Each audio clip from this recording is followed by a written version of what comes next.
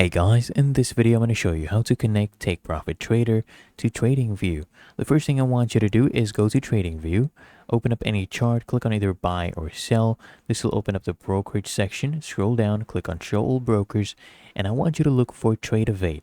Now let me explain why we're looking for TradeOvate, because Take Profit Trader is actually just a prop firm. It's not a brokerage, and they use TradeOvate as their trading platform.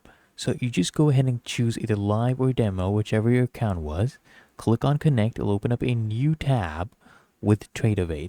And then right here, I want you to go ahead and use your username from Take Profit Trader and your password from Take Profit Trader. And I want you to log in.